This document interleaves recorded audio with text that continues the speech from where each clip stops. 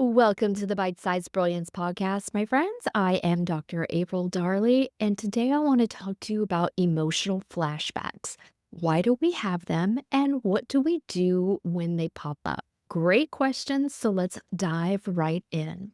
Now, I don't know about you, but for me, a lot of times these emotional flashbacks, these memories will pop up when I'm doing something absolutely benign. I'm driving my car down the street. I'm taking a walk out in nature, and some memory or thought will pop up. Now, why does that happen? I teach my clients that we have three different levels of our consciousness, and let's just go ahead and assign a different brain to that level.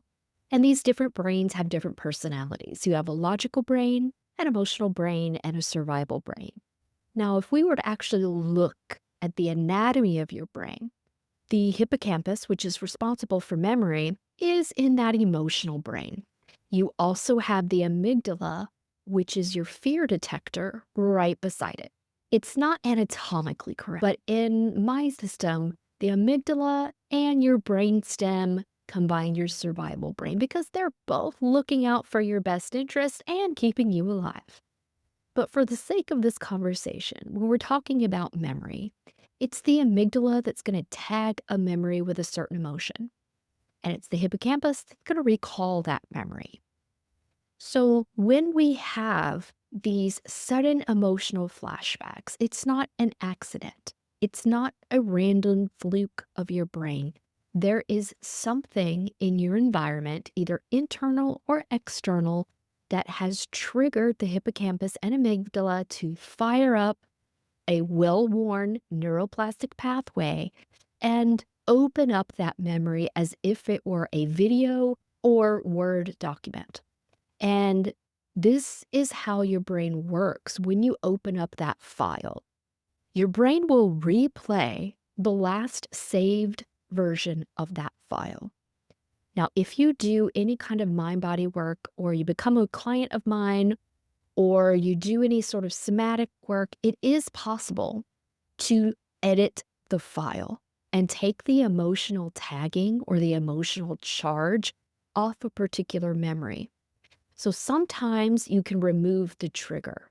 For example, if you have alcohol dependency, you take the alcohol out of your house and you don't hang out in bars. Or you don't go to parties maybe where alcohol is served. For some people, that's what they need. In some situations, you can do that. You can remove the trigger, but not always. So then you go to the next best thing, which is to remove your response to the trigger. And for example, if you're not able to remove alcohol as a trigger, you change the way you think, feel, and operate any of those habits. So even if you're in the presence of alcohol, you don't drink it. And that is what I offer my clients in the bespoke brain system is we're going to either change the trigger or change your reaction to the trigger. Either one will edit the memory so that when you pull it back up, you're not experiencing the same thing that you did when it originally occurred. So why do we get these memory flashbacks? Again, it's the trigger, something that we saw, that we smelled, that we thought, that we heard, that went beyond the realm of our logical or conscious brain. Now, your brain is a huge filtering machine. Your subconscious processes at around 12 times the speed that your conscious brain does. And you get so much stimulus in the form of sight, sound, smell, that the brain has to filter out about 99% of it because you logically cannot negotiate that much data. It's like you cannot see it or hold it or even react to it. Your brain is used to working so fast and filtering out a lot. So the trigger is often something that you're completely unaware of. And I'm going to tell you a secret. A lot of times it's something that you think, but you're not consciously aware of the thought. It was very fleeting, or it was something that you felt in relation to an entirely different topic, that the emotional chemical signature of that emotion was so similar to a traumatic or unpleasant event that your brain just went ahead and opened up that file.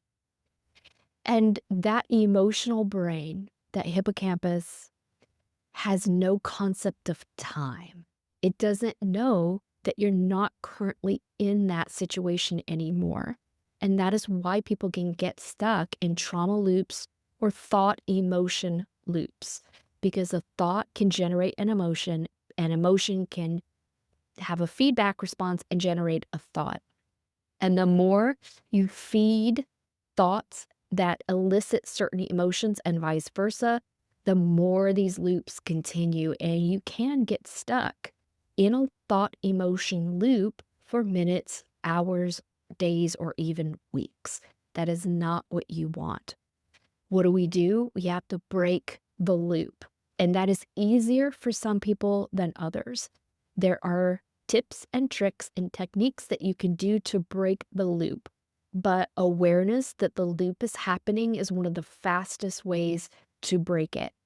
Number 2 is to consciously not feed thoughts that create painful emotions. This is where distraction or diversion or even positive self-talk will end a thought loop. And there is a difference in your brain between rumination, which is getting stuck in these painful thought loops, and reflection, which is being able to examine the memory with a growth mindset. The circuitry is very similar, but it's slightly different sides of the brain that do rumination versus reflection. And right now, if you're listening to this and you tend to be a ruminator, it's because you've practiced that pathway more often. It doesn't mean that you can't flip the switch, use the other side of the brain, and get into reflection and make it about curiosity instead of pain. This is something that I also teach my clients how to do in my bespoke brain system. Sometimes these memories are triggered because you're doing very well for yourself. You are learning how to rewire your nervous system and get into a new way of thinking, feeling, believing that's more about safety instead of chaos. That makes your brain panic because it is a new pathway that you are creating and the brain doesn't like it. So sometimes these flashbacks will occur because your brain is trying to push you back onto the old pathway, the old habits, the old you, and is a great big fat saboteur. This is why it's so important to have this awareness and these tools in your toolbox so that you can catch on to the brain's dirty little tricks and don't let it derail your progress. And not to view these flashbacks as a failure. It's actually a sign of improvement and a sign of success if you are actively working towards change. It's just a sign to practice your preferred tools, your preferred habits, your preferred identity more often than you revert back to the old. So learning how to stop those emotional flashbacks, stop those thought emotion loops, learning what your triggers are if you can, and either avoid them or do techniques like my bespoke brain system, which actually extinguishes the emotional response to your triggers. It's like editing the memory, editing the file so that you're taking off the pain part and the memory will still exist, but you won't call it up to hurt yourself anymore. If you do by chance stumble on that brain pathway that calls it back up, it's just another memory instead of a memory that haunts you and hurts you. If you would like to learn how to do that for yourself, and you absolutely can, it just takes a new way of thinking and some new tools in your toolbox. Then schedule a consultation with me at aprildarley.com.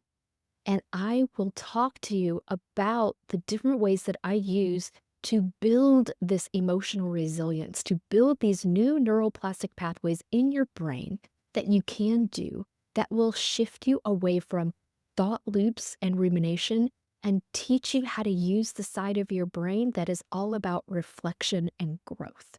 All right, I will see you next week, my friends, and you can do anything if you want to. I look forward to hearing from you.